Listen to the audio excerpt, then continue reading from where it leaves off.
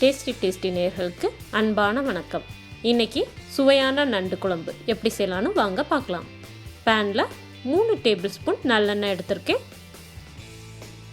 Oil heat ஆனப்புறம் 1 teaspoon சோம்பு, 1 teaspoon சீரகம், 1 teaspoon மிளகு எல்லாமே நல்லா பொரிஞ்சதுக்கப்புறம் 1 கப் சின்ன வெங்காயம் குட்டி குட்டியாக நறுக்கி வச்சுருக்கேன். எல்லாத்தையுமே நல்லா வதக்கிக்கலாம். சின்ன சைஸ் இஞ்சி, 4 பல் பூண்டு, 2 பல் தேங்காய் குட்டி குட்டியாக நறுக்குனது எல்லாத்தையுமே நல்லா வதக்கிக்கலாம். சின்ன சைஸ் தக்காளி 2 ஆட் பண்ணியிருக்கேன். இதையுமே நல்லா வதக்கிக்கலாம். தேவையான அளவு உப்பு ஆட் பண்ணிக்கலாம்.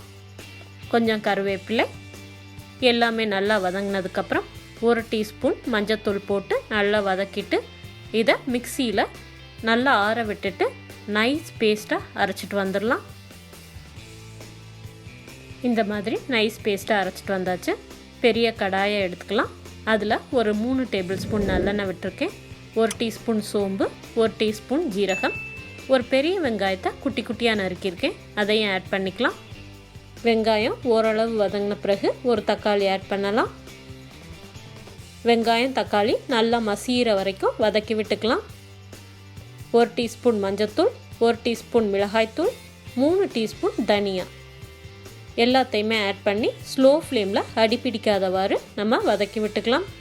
கொத்தமல்லி தலைகளை ஆட் பண்ணிக்கலாம்.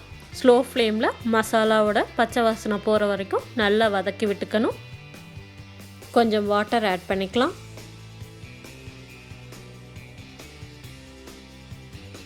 வெங்காயம் தக்காளி நல்லா வதங்கின பிறகு நம்ம அரைச்சி வச்சுருக்க மசாலாவை இதோட சேர்த்துக்கணும். குழம்புக்கு தேவையான வாட்டரை ஆட் பண்ணிக்கலாம்.